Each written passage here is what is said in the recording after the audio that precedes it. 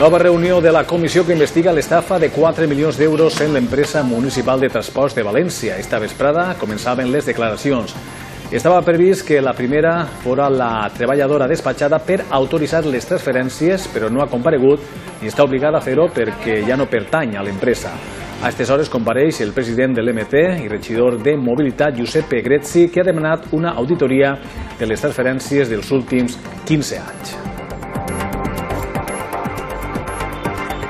Lo que volem saber si abans del 2015 hi havia algun regidor com a president a més de l'AMT que ordenava pagaments enviant un correu electrònic a personas de esta casa. Creemos que esta táctica de poner un ventilador y empezar a pedir cosas de lo que ocurrieron en la AMT hace 15 años hace flaco favor a los valencianos. Desde luego no creo que con esas medidas se vayan a recuperar los 4 millones de euros. Hola, bona vesprada. El Consell de Transparència de la Generalitat ha admès la denúncia del PP per suposades irregularitats en les subvencions a les empreses del germà del president Ximo Puig. El PP sol·licita la seva compareixença i espera les seues explicacions abans de demanar qualsevol dimissió.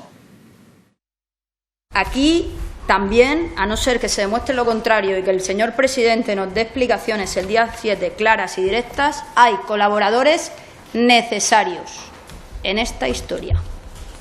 Si no, sería imposible. Y los colaboradores necesarios solamente pueden estar en el gobierno de la Generalitat, que preside el hermano de los señores que tienen 2 empresas nada claras y transparentes. La vicepresidenta del Consell, Mònica Oltra, ha dit que el Partit Popular ja ha presentat més de 20 querelles contra gent de Compromís i que han sigut arxivades. No es contempla, diu, la dimissió del director general de Política Lingüística, Rubén Trenzano, investigat per malversació junt a Francisco Puig, germà del president de la Generalitat. Jo desconec, el que la querella del Partit Popular planteja en profunditat. Jo sí que conec com està funcionant l'administració valenciana, però en qualsevol cas això se dirimirà al llarg d'aquestes setmanes quan el procés vagi avançant.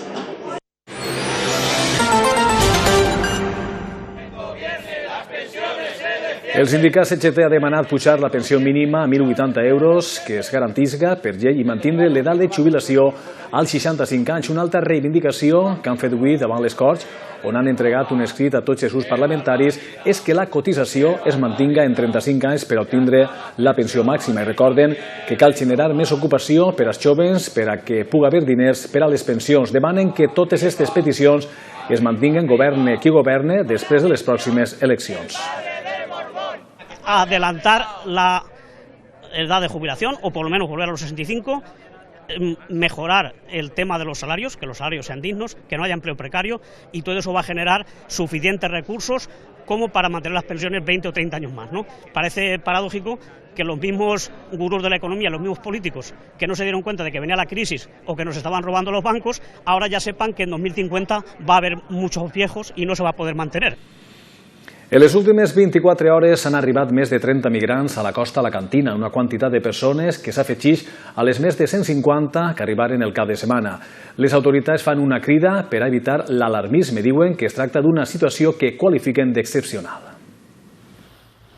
En las últimas 24 horas han llegado más de 30 personas a los puertos de Alicante, Altea y Benidorm. Una vez en tierra son identificados por las fuerzas de seguridad y Cruz Roja les presta atención sociosanitaria. Por las características de la embarcación y del mar, sobre todo, vienen con síntomas de hipotermia, de hipoglucemia y muy hipotensos. Ese miedo y esa inseguridad que tienen al principio se rompe totalmente cuando, por medio de nuestros traductores y personal sanitario, comprueban que efectivamente lo que les estamos diciendo es verdad, que estamos ahí para ayudarles. Durante los últimos 5 días, el personal de emergencias de Cruz Roja ha atendido a cerca de 200 migrantes procedentes de diferentes embarcaciones, una situación que las autoridades atribuyen al buen tiempo.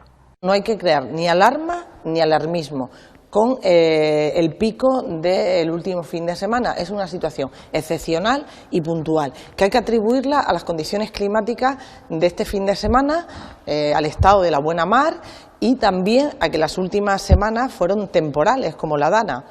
Según datos del Gobierno central, del total de migrantes que llegan a España por vía marítima, Alicante representa un 1,5%.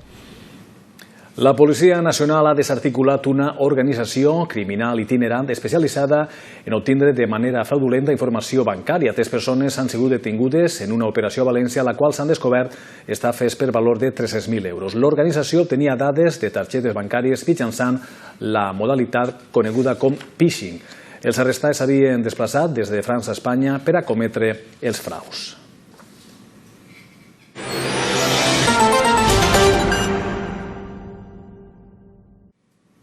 I a les 7 de la vesprada el València rep el Sevilla a Mestalla, 2 conjunts que aspiren a les posicions Champions, si bé és cert que en esta arrencada de temporada els valencianistes s'han allunyat 6 punts de les posicions de privilegi.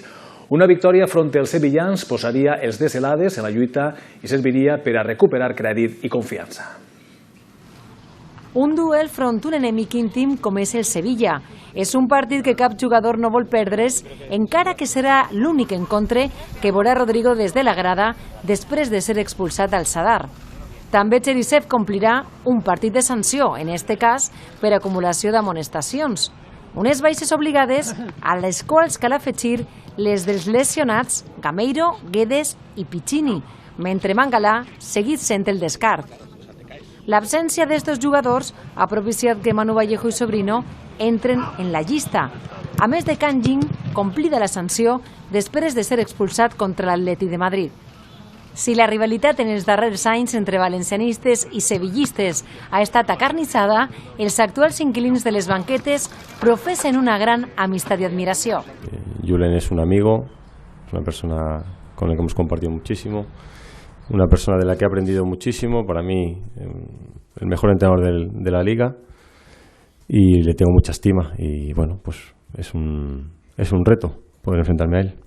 Els de Nervión arriben al duel ubicats en la 5a posició, empatats a punts amb la Reial Societat, que ocupa zona Champions.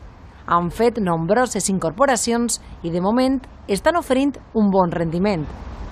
El partit arrencarà a les 7 de la vesprada i estarà dirigit per un dels col·legiats més prestigiosos actualment, com és el madrileny del Cerro Grande.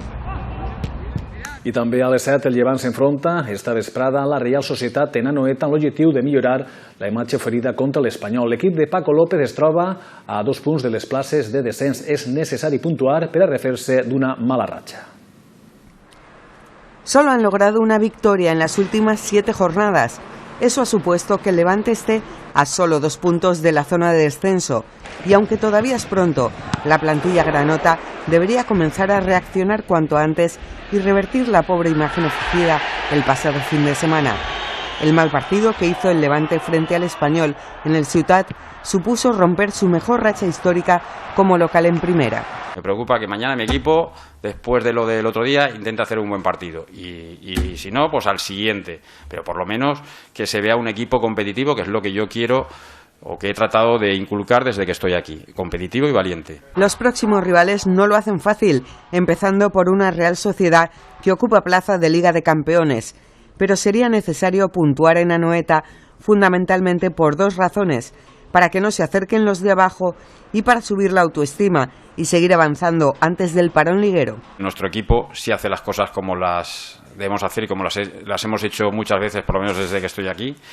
Ha demostrado que está capacitado para ganar en cualquier sitio, que sabemos que es un reto difícil, complicado, que insisto que no han sido capaces ni de hacerlo Atlético de Madrid, pues imagínate, pero... Para este encuentro son baja por lesión Toño García y el guardameta Ollero Lazábal, y por decisión técnica Iván López. La vuelta de Duarte y Buksevich es la principal novedad en la convocatoria.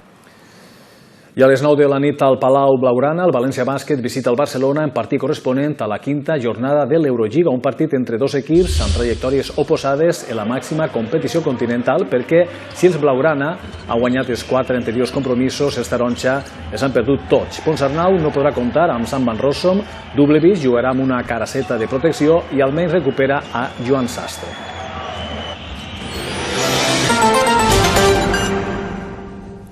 L'obra menys coneguda de Joaquín Sorolla viatja a terres andaluses per a inaugurar el nou centre cultural Fundació Unicaja a Màlaga. El títol de la mostra, Sorolla Tierra Dentro, ja indica que el mestre de la llum va fer prou més que retratar escenes de platja de València. Este mar no es el Mediterráneo, ni esta pareja procede de la huerta valenciana. Tampoco se encuentran cerca del mar las murallas de Ávila, ni las nieves de esta sierra.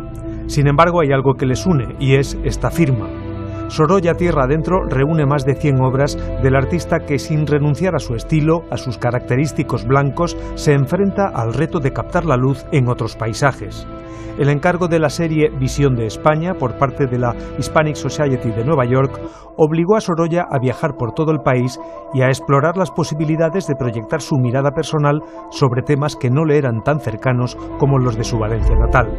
La exposición permanecerá abierta en Málaga hasta el 30 de enero de 2020.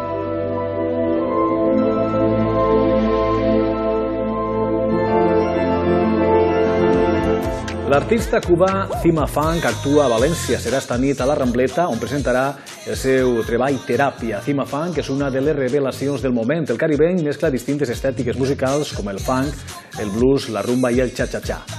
Amb la seva música recent, tornem demà a partir de les 2. Passen una bona vesprada.